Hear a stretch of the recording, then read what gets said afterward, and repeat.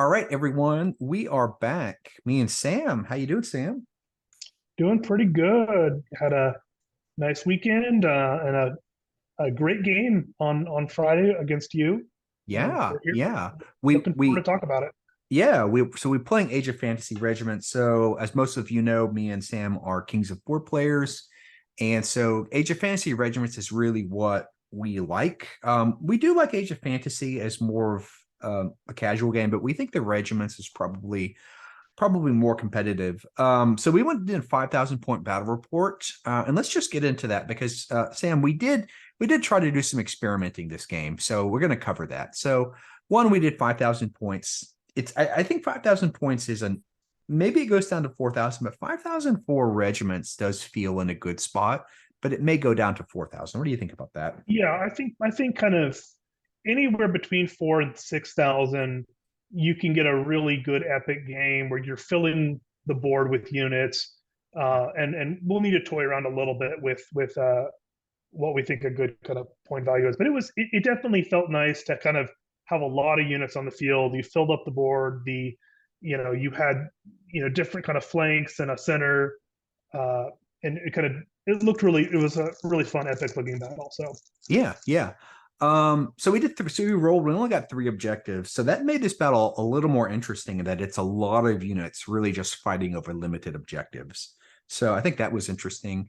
Another thing to keep in mind is that we did use the Kings of War movement system, and the big changes we've had in here is that for charges, you're allowed to make a pivot anytime during a charge. So that's different than the regiments that you can only pivot at the beginning. For Kings of War, you're allowed to make that charge. And the other thing about charges for Kings of War, you don't have to measure it.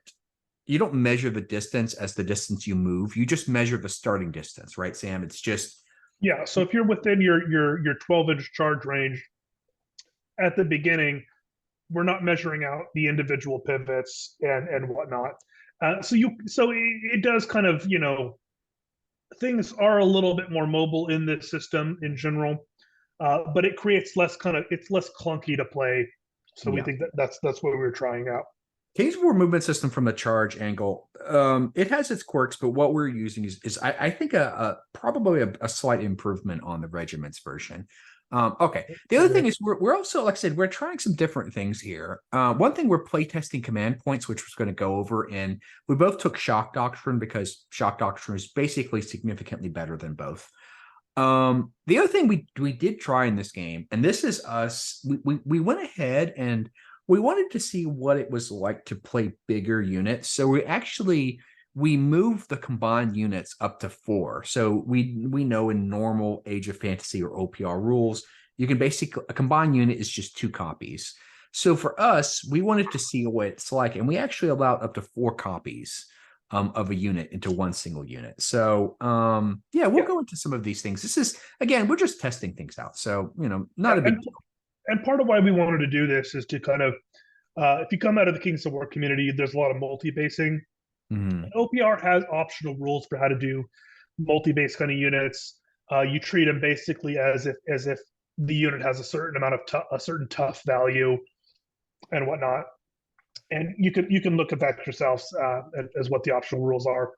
Yeah. But a lot of us, have built these larger diorama kind of bases for Kings of War. So we wanted to say, can we still use some of this in OPR? That was kind of part of our Yeah. our mentality, and we'll get into that, our thoughts on that as we progress.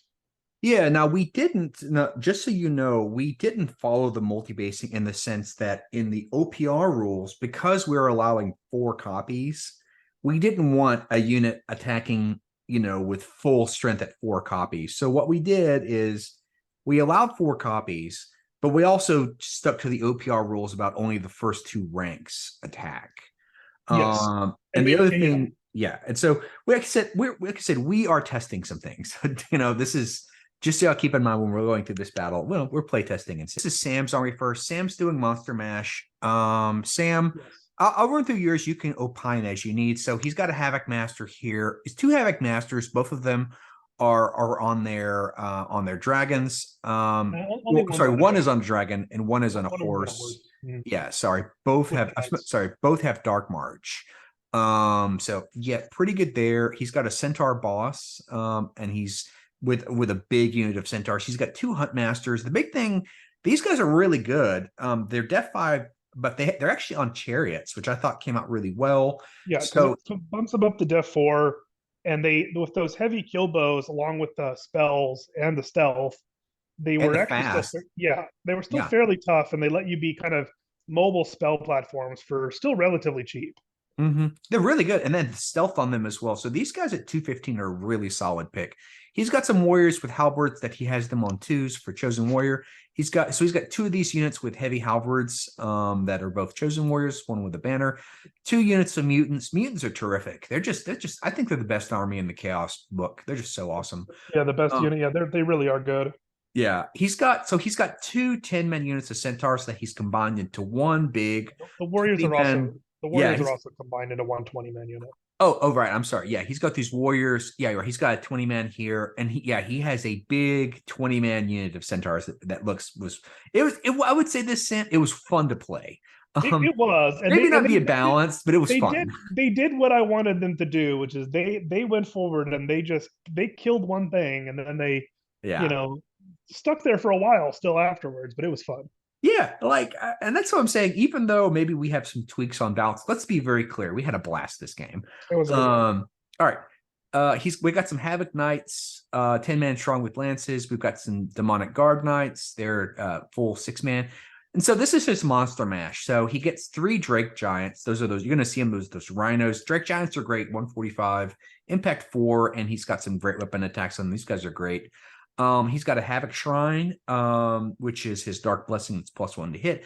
The Havoc Shrine also just hits really hard. This is a really good unit for 285. It's one of the monsters that I think is just super solid. I don't even like calling it a shrine because it's not a shrine. It's just a monster, and I think Yeah, it's the misnamed. buff It, is nice, but it actually has good attacks. it is And just a monster. I don't even like calling it a shrine. It's just a Havoc monster buffer, basically. So he's got a slimy beast. This thing is really cool, crazed. He's got his tongue attack with sniper. That's really interesting. This is a poison guy. He's got his madness as well, which is another ability where you can fail a leadership and take wounds. 2 slaughter beasts. Slaughter beasts are also really great. This is his rending side. Always good to put that in there. Filling it off with Kimmy the Chimera, always coming in, and he's got a Daemon Cannon. And this thing's terrific as well. 2 shots on 4s, blast and indirect, just AP1. Really great. He's using the Beastman spells. He's mainly using it for the speed buff on his that's the Surge 2, but he also uses some of the damage spells as well. All right. Let's get into my dwarfs. So this is chaos. He was running Havoc Warriors with Beastman allies. I'm running dwarfs with Human Empire's allies. And Sam, Human Empires, I think we can both agree are yeah, pretty. I, I, at the end of this game, I told him, said, Dan, you bring out Human Empires again, I'm just going to refuse to play. It's very good. But let's get into it. So the thing is that we didn't even bring a lot of Human Empires, just enough. So I've got 2 dwarf champions. One is in a steam powered suit running with the steams, and then I've got a second one on a great bear. Both of them have grudge, so both of their guys are hitting on 2s. Both of them have great weapons, just really solid guys. Again, here's my just 2 human champions with caster 3. 85 points for a caster 3 guy who's just going to sit in the back of my army, really good. And Dan told me, don't worry, Sam, I'm not going to use the movement spells. Yeah, I didn't use them. And that's what we're getting into it. Yeah, I but didn't. It was still busted. It's still busted. Yeah, it really is. So I've got a 20-man warrior unit, 2 of them, but this is my 40-man. So I have a 40-man dwarf warrior unit, all with halberds. Dwarf warriors are so great. So this is the kicker. I have some bearded warriors. So I've got 40 of them split up into 2 20-mans. Let me tell you something. Bearded warriors are now the thing because they are quality 3 and they have heavy spears that AP1 with counter. I mean, bearded warriors now are just absolutely terrific. They're good with heavy weapons, with great weapons, but I really like them with spears. So I've got a 20-man unit of fanatics. This is out of Human Empires, and Sam, fanatics are just terrific. So I've got them as a 40-man. Just absolutely wonderful. So I've also got 40 Iron Warriors that I've got split into two 20-mans. Just these Iron Warriors are also wonderful. Just, I mean, Def 3 with Shield Wall was basically Def 2 against non-spell with Ruin Weapons. It's great. So I've got some hammers. I've got a 20-man hammer unit. I've got a 15-man hammers are also just absolutely wonderful with a sergeant in there. These things are just, especially giving them so I can get them above 10. They can actually tank wounds and then hit back with a full 20 attacks on 3s AP2. Great. Another terrific standout unit for dwarves, the steam power suits with the shield wall. Great weapons. These guys are great. I've got some dwarf marksmen. I ran them in 20-man, but I actually would have split them up because you lose shots. So, but I did run them as a 20-man. I've got a 10-man unit of great Drake marksmen. These are also just terrific. I've got some beast risers. So these are the dwarf cavalry that are really sort of they're kind of squishy, but they're sort of like big guy specialists. I've got a 6-man unit of bear riders. I've got an attack helicopter. This is a really great addition in any dwarf army. It gives you that fast. It gives you that ability to contest objectives with that flying and fast and flying. So, and this is the other thing in Human Empire. It's like, it's right. Sam's right. I mean, their war altars, Sam, are just head and toes better than anything, right? Because not only do Human Empires get all the buffs, but their war altars are Def 3, so pretty harder to kill, and they contribute to shooting. So unlike, Sam, maybe the Grail Relic, which can't shoot, the Human Empire altars basically can buff and shoot. Yeah, you get to stand in the back of the army and still shoot things and buffs and put out buffs. Yeah. I was like, oh. And they're Def 3 as well. Like, they're pretty tough to kill. You put them in terrain, they're tough to kill. And then I've got an Empire artillery with a volley gun. All right. So those are my spells. Again, the Human Empire spells are just head and shoulders above any spell. Like, Human Empires are basically the best casters in the game because they have the best spell list. But we'll move on to that. Okay, so this is my list. You can see I've got my 15-man hammers, and then I've got my 20-man hammers here. In the center, I've got my 2 dwarf warriors. I've got my iron drakes, and I've got my 40-man unit up in the top right. You can see my bear riders in the top left. Now you can see on the bottom, the bottom left, that middle and that bottom left, those guys are actually my bearded warriors that I used to run with great weapons, but for this game, like, I'm running them with heavy spears because bearded warriors stand with heavy spears are just absolutely so good. Okay. Yes, they are, Dan. They are, and I just okay. Mechs up in the top, and then I've got my fanatics. We've got the beast cav up in the top. We've got my rifles, and then I've got my my attack copter. The tank is actually that's the war wagon that I'll be using here. And then so the 2 casters are the 2 human figures, and then on the bottom right and middle right, those are my 2 units, 20 men strong of Iron Warriors. All right, so that's just my army here. That's just another picture here. Really fun point total. So this is Sam's army, and you can see this is Monster Mash, Sam, and the army's good. I mean, I'm not gonna lie, the army's good. Let's just go into it. So bottom right, I'm sorry, the bottom left, that's your cavalry. That's those knights. You then got Kimi the Chimera. Right beside it is the War Shrine, and then behind Kimi the Chimera, that is your cannon. Cannon, yep. They got the one with the big tongue there, it's the slimy beast. Slimy beast. The rhinos are the Drake Giant. I got the dragon, there's the dragon. My 2 kind of beasts on chariot bases there, those are my chariot characters.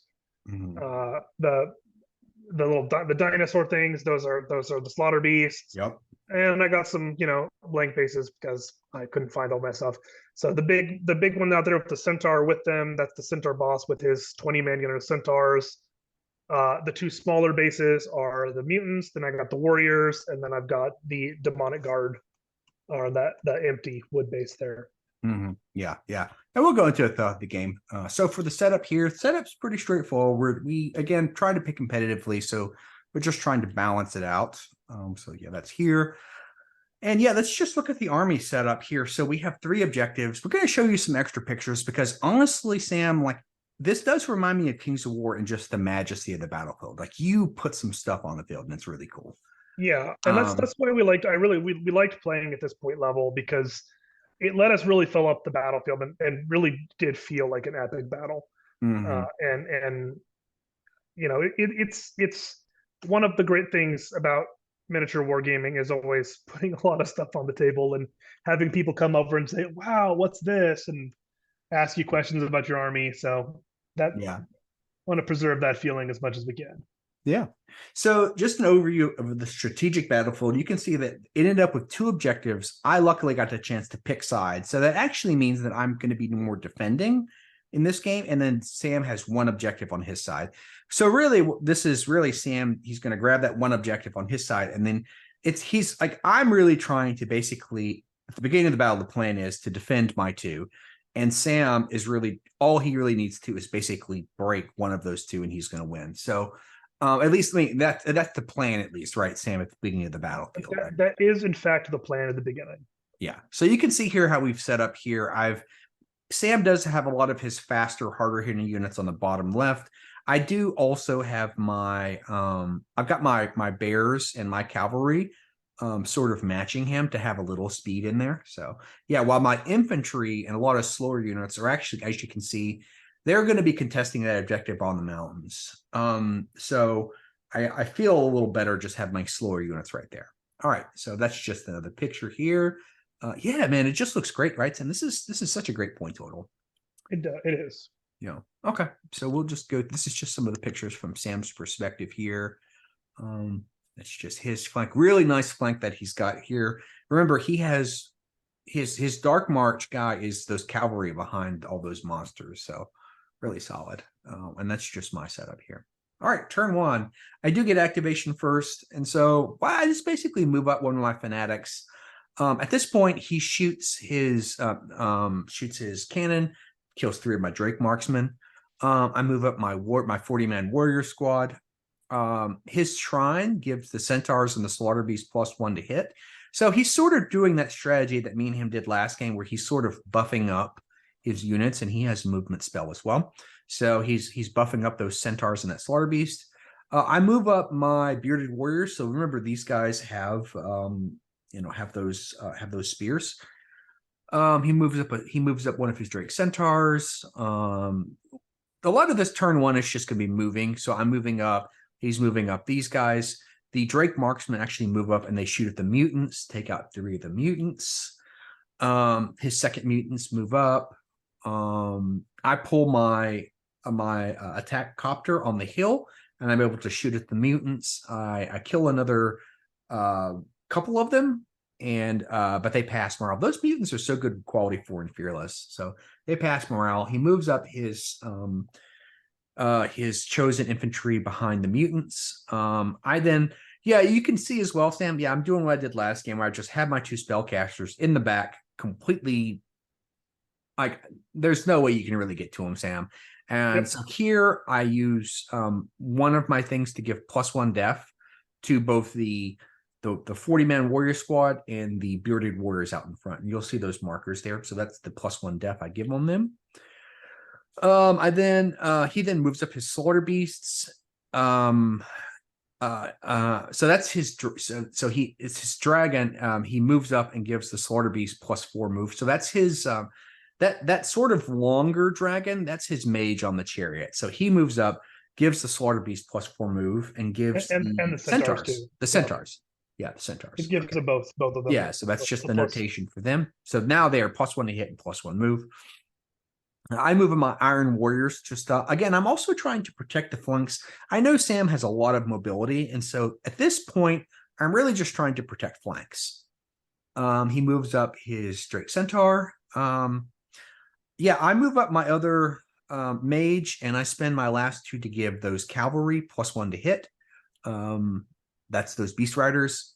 His Chimera moves up and breathes on the Bearded Warriors, killing a couple of them. The Shrine, so that's the War Wagon, moves up and gives the Beast Riders and gives the Fanatics Furious. That's that broken shield. And then shoots at the mutants because, again, it's extremely efficient. Takes out 2 of the mutants as well.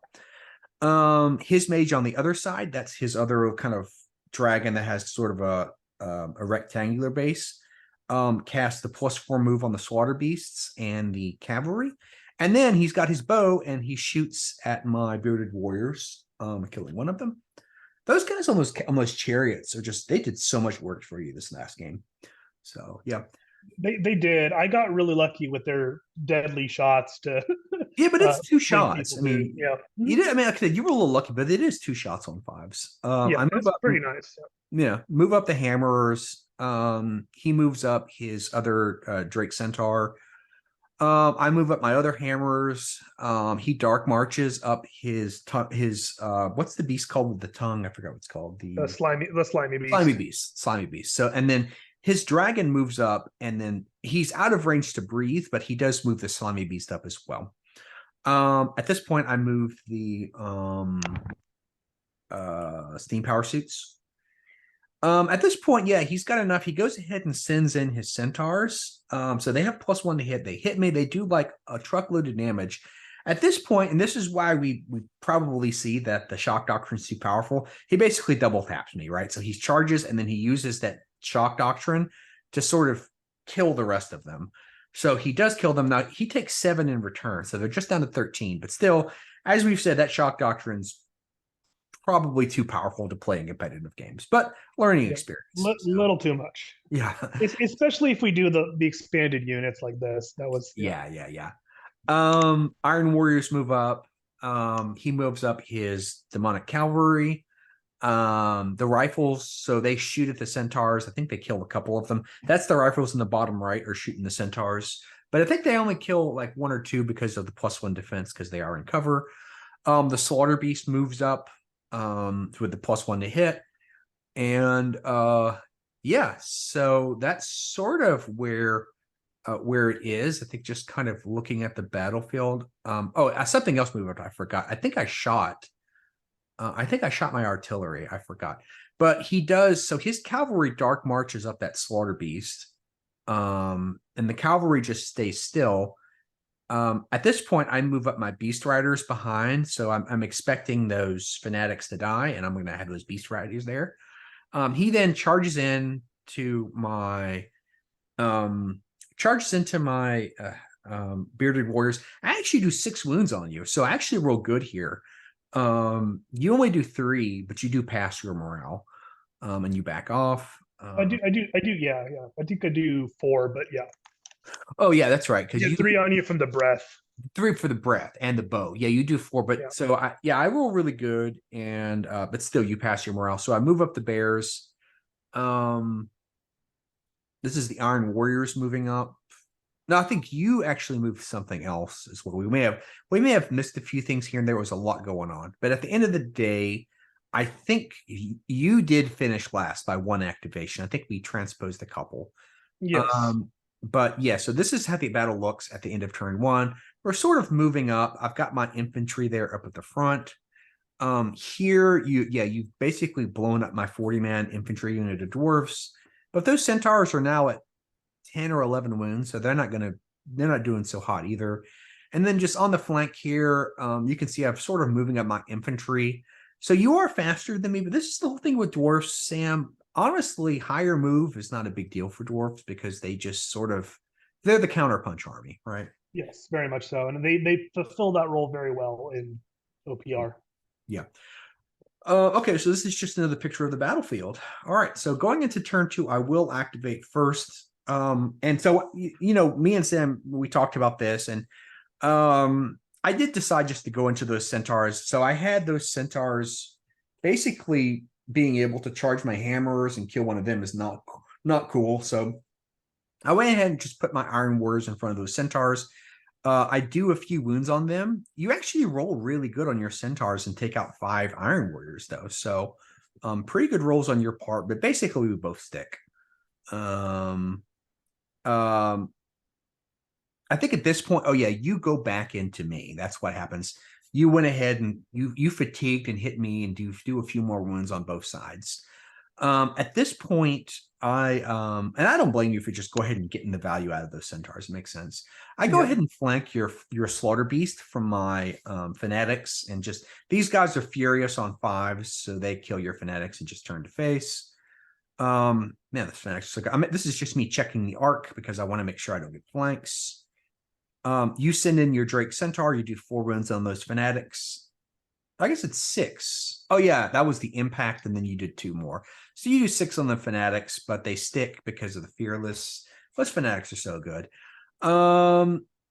At this point, I move my Drake Warriors and I shoot at your mutants. I take out another few of them, but they also pass their morale. So those, as you can see here, we're playing in King's of War, and I like this way of playing regiments where you don't remove models. A base is there as long as at least one model is there, and I actually like that.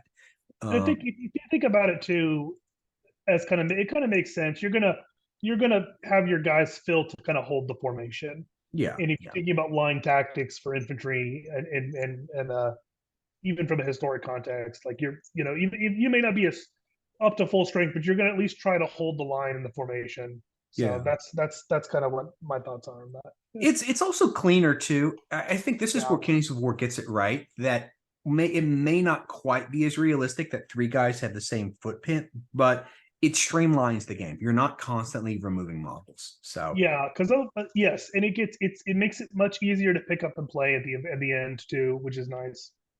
yeah, it's very strategic. As we're going to get into that, it's actually we both do this strategy where we basically use heavily wounded blocks to basically chap up things. But so I take them down, but they do pass their morale.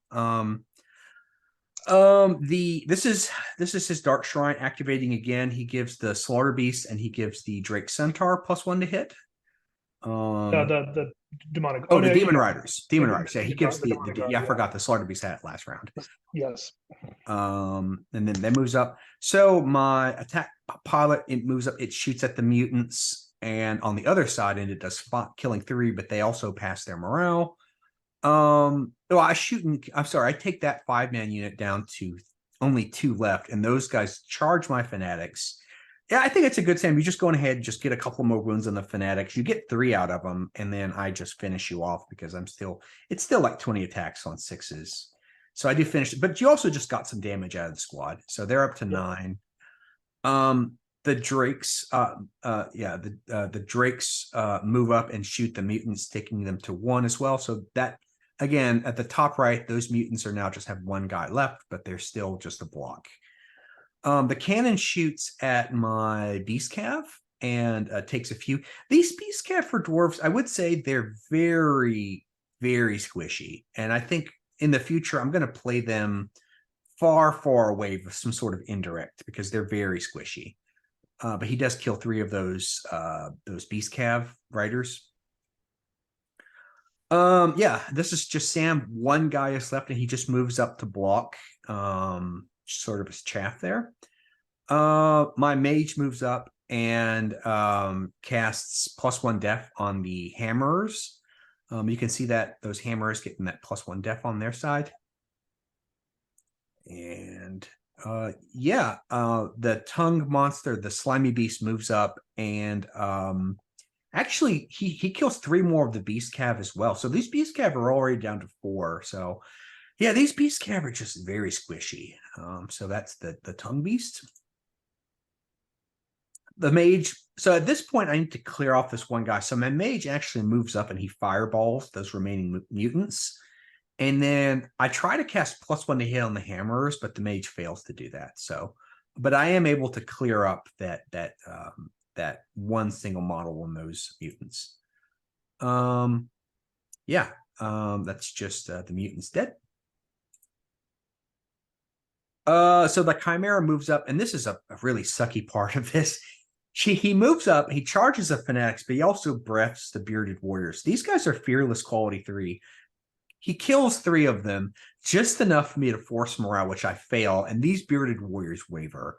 That's just sort of annoying. The Chimera then goes in and does about another 4 wounds into the fanatics, but they do pass their morale. So you've got these fanatics which are passing their morale, and these seasoned veterans, Sam, are just failing it. So that's yes. Now, if you had asked my opinion, I would have much rather that the other way around. Yeah, I guess so. So I only have 4 guys left, but now these guys are +1 to hit and furious. So I went ahead and just send these guys into the slimy beast. I get 4 wounds on him, Yes, these guys do have head taker, but he goes ahead and finishes them off. But like I said, I'm going to play with them a little different. They're way too squishy that I need to play those guys different. So, but I do get 4 wounds into the slimy beast, which is good for me. Yeah, the bears are sort of stuck with this waiver. Honestly, really sucks because I can't basically move these guys out of the way. So the bears sort of just move up a bit. You then send your slaughter beast with +1 to hit into my bearded veterans. We trade blows. You actually you get 6 on me, but I do pass my morale. I only do like a couple into you as well. Those guys are def 3, right? They are Yeah, def 3, so they're def 3. and So I they're think I only do like tough, so one they're or pretty, one they're wound pretty or tough. so. Yeah, and you actually roll some pretty good armor saves. I then move up my my rifles and I shoot. I do like 1 more wound, I think, into your beast. So he's fine. You send in your Drake Centaur into these guys. Yeah, they do some more wounds onto them. I think it's shown later, but yeah, the bearded veterans do still pass their No, I mark. think I whiffed the roll on that one, and didn't actually do a wound. Yeah, I it's don't, I don't something. Yeah. remember exactly, but I think that's what happened there. So at this point, I send my 15-man unit of hammers into your centaurs. I kill them and then I search forward, and that's going to free up these centaurs. So remember, I am using the shock doctrine, which we talked about is really powerful, where I'm able to get a +1 charge. So while this is not 8 inches, it is 10. So throughout this game, I am using the shock doctrine to get those +2 inches of move. So like I said, shock doctrine's probably a little too powerful to play in a competitive sense. I would also say we had a lot of fun, but from a purely competitive sense, shock doctrine's a little too powerful. Yeah, and you'll see the other areas where that comes up as well too later. Yeah. So, but I do kill the centaurs and I surge forward with the hammers. You move up and you cast a spell. I think you actually do a damage spell onto, I believe it's the Iron Warriors, and then you shoot your bow. Man, these guys do so good. Yeah, you do like 2 wounds into the Iron Warriors. They pass their morale, and then you shoot your bow that's deadly, and you kill one of my my mechs. So those guys they're really solid. Yeah. Yeah, they were a good part of the army. Yeah. These guys unwaver. So yeah, that's all they do. You then have these guys, they dark march up. I believe they dark march up is the Drake Center? They dark march up one of these 2 things. Yeah. And maybe I forgot which one it was. I think it was the Drake. It was the Drake giant to get him out of the terrain. That's right. That's right. It was that's exactly what you did. Yeah. Go in next. You dark march, and then you have that extra charge range that you're able to charge the fanatics. Yeah, you hit the fanatics, you do a truckload of wounds into them to 21 wounds. At this point, at 21 wounds, they failed their morale. So yeah. But those fanatics at the same time, they took a lot of damage. So I didn't mind it. Yeah. That's just you moving back out of range. Yeah. Yeah, at this point, with that slaughter, me being able to clear that chaff, I send my hammers that have +1 to hit and furious, and I just kill your slimy beast. So that's good. And they just back off. I back off just out of 12, but I also know you're going to dark march. But I'm also forcing you to dark march these guys, so it's something. You do as well. Your dragon dark marches up these halberds, and they go into these hammers. You actually win combat, and I waver again here. So you do 7. These guys are already wavered, and you do waver my hammers. At this point, the mechs charge. There was a Drake Centaur. These mechs charge and just murder that Drake Centaur, basically. Yeah, and then they just pivot like that. Yeah, you send your halberds into my hammers. You do 7 wounds on them, but they pass their morale. Yeah, I move up the bears. You send your Drake Centaur into these guys. You actually roll bad here. Yeah, you roll pretty bad. Yeah, I did like 1 wound. 1 wound, and I passed my morale, thank goodness. But I think you won combat there. I think I passed my morale. Yeah. I actually send my Iron Warriors. And I think that was me. That was me. I sent them in. You sent, and this is where Sam rolls really bad. Now, granted, these Iron Warriors, Sam, these things are so good. I mean, they are armored 2 up against on the charge. I did I don't know how many how much I did. I You did did like like 4. I did I won't four, yeah, say like, four, like only 4 wounds with +1 to hit. yeah. And then this is where my luck starts to turn This around. is This why I is roll where I like feel 5 or 6 sixes. This is why I roll a crazy rend roll. I actually beat you in combat with ranks, and you fail your waiver here. I failed on a 3. So yeah, Yeah, actually, I do 4, you do 5, but I think my ranks yeah. beat You had the you, ranks, and and so yeah, you waver here. yep, So which was yeah. huge. So now some of these rolls, Sam rolled good early, but as you're going to see, Sam starts rolling a lot worse. I So do. This is so typical, but that's just ridiculous. yeah, yeah. Anyway, but I would say this, like, so this is the end of turn 2. It's certainly very close here, where he's pushing this right flank. You can see my left flank is folding. I am holding on the right flank in the middle here. I've got some beefy units here. This is probably, Sam, where that whole adding 4 duplicates of a unit is probably a little too strong. Yeah, So because because some of now, yeah, now the these elite hard to monsters, kill units yeah, just can't. You have to kill them to a man basically, yeah. and it becomes very difficult to do that. So All right, we'll turn see. 3.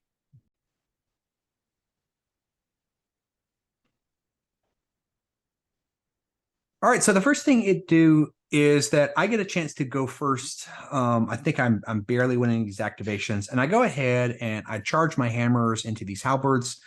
I actually, again, these hammers are still 10 strong, so they do a lot of damage to those halberds, but they do pass their morale. So yeah, but yeah, I do like 10 or so wounds. You do a few back into me, but these halberds now have been, these hammers are just so good. And like I said, it's definitely a reason that we're not doing the 4 duplicates, because the fact that these guys can tank some wounds and then hit back at full strength is just really powerful. Yeah. So yeah, Or but if we do this again, we may have to kind of evaluate what units it's okay to do that for and which ones it's not. maybe we drop So, it down to 3. But honestly, I think it's probably fine to just stick with the yeah, standard rules. And like I said, it's an experiment. it is. So here, your dragon, you go into my marksman, you kill 5, they do pass the morale. I think you do dark march something up, but I forgot. You try and breathe on one of my mages, but you actually roll a 1, which is good for my mage. Yeah, at this point, so these guys, again, with the shock doctrine, I am able to charge your mage on the chariot. That's my mechs. And yeah, I actually just murder that mage. So this was a move that, again, now all of a sudden, what was supposedly sort of a free objective for Sam, now I can actually contest it. But to do so, I do have to basically give you a flank on this shrine, because if I give you the front, you're just going to charge the front of my mechs, and that's it. So it's a dicey move that I do expose my flank to your shrine so that I can reach the objective. Remember, these guys are quality 3 Fearless. So at that point, yeah, I mean, Sam definitely takes advantage. He charges. These guys are at +1 to hit. And yeah, he does a truckload of wounds, kills a lot of them, and actually I do fail my waiver. So Sam, I am punished. And Sam actually warned me against this move, and well, I am punished for it, Sam. So there you go. Yes, uh, yes. you do I used shock doctrine as well to get the double tap on them. yeah, yeah. So Well, but they waiver on the first they time. do. You waver on the first time. The second time, I actually don't do very much, but Yeah, yeah. yeah, So, yeah, at this point, I charge the Drake Centaur and I kill him off, and I'm able to basically consolidate. So I do kill the Drake Centaur, who's already wounded, and I consolidate to free up my bears. I know you're going to charge me, but I'm at least forcing that. So at this point, you do a good move. You charge your Drake Centaur into my bears. It's basically a sacrificial lamb, just to fatigue them. So you go in, you do some wounds. Yeah, you actually do 5 wounds. I have it. So you actually do a pretty number of wounds. I do kill you, but you actually put some damage on these guys, and you fatigue me. So good play on your end. So at this point, yeah, I need as well to fatigue your chimera. So I send my bears who are fatigued into your chimera. I do lose combat, and actually this is the second, and this was me sort of rolling bad. This is my second fearless waiver in a row that they waiver. So no, they don't waiver. Never mind. I'm sorry. I forgot they didn't waiver. I think I got confused. Yeah. So I hit there, but I do pass my morale. So the cannon shoots into my bearded veterans. takes them up to 13. There are only 7 left, but they do survive. Here I go into the Slaughter Beast with my bearded veterans. I do a couple of wounds, but we both stick. I then I think, oh yeah, you go into, oh yeah, I think you go into my hammers. You do a few more wounds, but we just basically trade at this point. You do Dark March something. I forgot what you Dark March. I think it may be your mage in the back. And then this is a really key moment. You go into these, so you go into these guys. Remember, these guys are heavily injured. You actually take them, and there's 1 left, right, Sam? This is a big deal. Yeah, this was a huge problem for me. Huge deal that I was able to have 1 guy left and they stick. So great for me. And like I said, this is a really cool part of this. Is like I said, we had a blast this game. This was just a really great thing for me that 1 guy is able to stick. So great for me. Yep. The artillery, this is where Sam's rules start to go bad. The artillery shoots into the Chimera, who's already at 4 wounds, and I do 2 wounds, and I actually waver that Chimera. So that's huge because that 2 rolls are stalling his flank. He was really supposed to sort of roll this flank, and now with these guys sticking and this guy wavering, I've really slowed down this entire flank, right? So, it's bought you that extra turn, which means that you have that time to push on to that objective that you weren't supposed to be able to get. Yeah. So here I think we trade again here. Or no, I'm sorry. I unwaver my hammerers. That's what this was. And then we both sort of fatigue fight here, but no hits. I think the other thing unwavered. We did get a little confused here, but I think something happened. I may have shot. Oh, I think I shot the dragon here. I shot the dragon with the rifles. Here and then I do 4 wounds. I roll pretty good. And then you. And this is where, so we did lose some picks. Terrible moment that happens to me. Yeah, so I think in the end, there's some, and this is where we did lose a few picks here, and we're sorry about that. But basically, the dragon ends up with 5 wounds. So we did lose some picks here, and like I said, it was a 5,000 point battle. And honestly, Sam, we got so into the game that we did miss a few things, and that's just part of a good game. But basically, what happened here is that your dragon ended up with 5 wounds between some different shooting. Also, I know that my war wagon, my Empire war wagon gave Furious to the Iron Warriors and also shot. So between the rifles and the war wagon, I put your dragon up to 5 wounds here. So this will be relevant here in a minute. Oh yeah. At this point, you unwaver this demon cavalry. I then attack them again to fatigue them. So now we're sort of, this is us just trading more wounds. You do another 3 or 4 to me. I do another few to you. So, but again, these guys are holding up very well. And the big thing is that by attacking you, I fatigue you, and you don't get your impacts on 2s anymore. So it's now since impacts now, which is why the waiver of the last time was so huge. Yeah, and that's a big deal. So impact has been changed now, so that if you do fatigue a unit, those impacts that used to still hit on 2s now hit on 6s. So it's very important to try to fatigue this cavalry. So that happened. You then move your mage up, and you actually cast the spell because you have to clear this bearded warrior. So you actually cast the spell and kill my last bearded warrior, and then you actually charge my bears and you kill them too. So this is when the bears, you take them below 50%, and that's when I fail my morale. I got those confused. This is when my bears, you get them below 50%, and then I fail my morale. So this mage is just, it's doing so much work, Sam. Like this is he did. He was the star of the battle. That mage on the chariot there. And so this mage was able to clear out both of my flanks here. That's just him consolidating a little closer here. My last 2 drakes actually shoot into your cavalry. I think I killed like 1. I killed like 1 of them. You do 1 more, I think. 1 more wound on them. At this point, and this is where we continue to trade. This is the Slaughter Beast trading with the bearded veterans. We do a few more wounds. I do 4 into you. You do like 1. This is where Sam starts rolling bad. roll is pretty bad. I do 4 into you, and you just do 1 into me.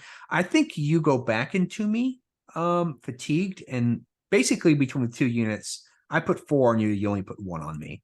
So some bad rolling on Sam's part. Oh no, you actually were really good here because you actually take them up to 18. That's right. Between our 2 combats together, you were able to do 8. But here's the deal.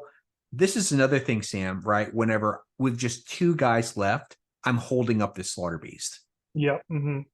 Yeah. So he's pretty stuck. big deal. So he's stuck there. Because here's the objective. This slaughter beast needs to basically get to this objective to contest it. But these 2 guys are stopping him. Yeah, that's right. Not able to do so, which is unfortunate. Yeah. Here the Iron Warriors move up.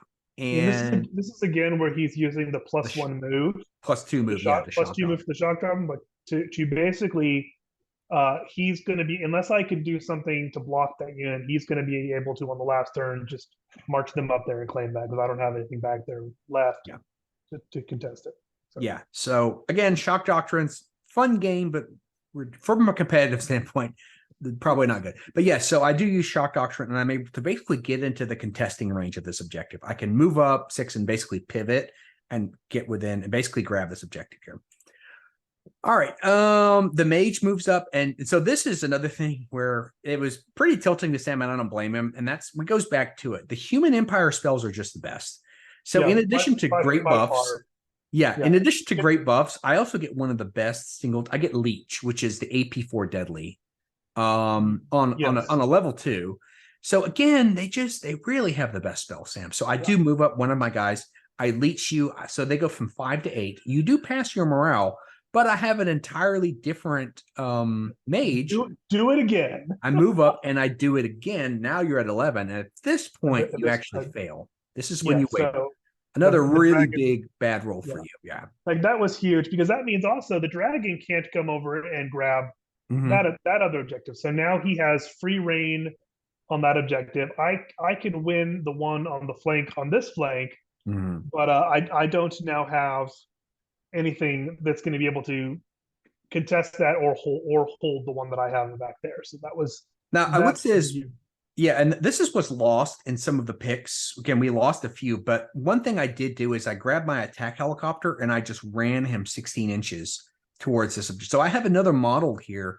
I got out of arc and I'm able to basically also grab for my attack. So this attack helicopter is also really great for dwarves. It gives you a fast flying unit that can basically do what I'm doing, which is in 2 turns, go 32 inches and grab an objective. So that's the other thing that was lost in these pictures. I'm grabbing that attack helicopter and running towards that objective as well.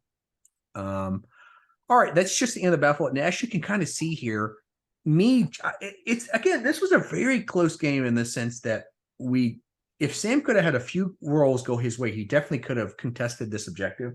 It could have easily just been a tie game, but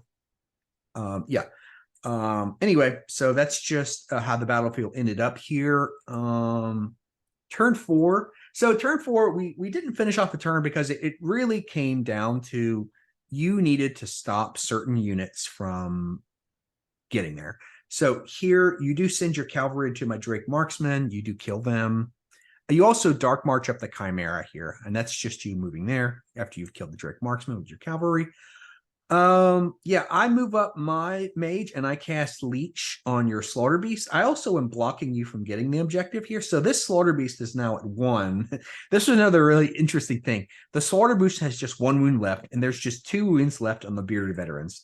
So at this point, Sam, you just charge the bearded veterans, and those 2 guys with counter do the final wound on your slaughter beast and kill him.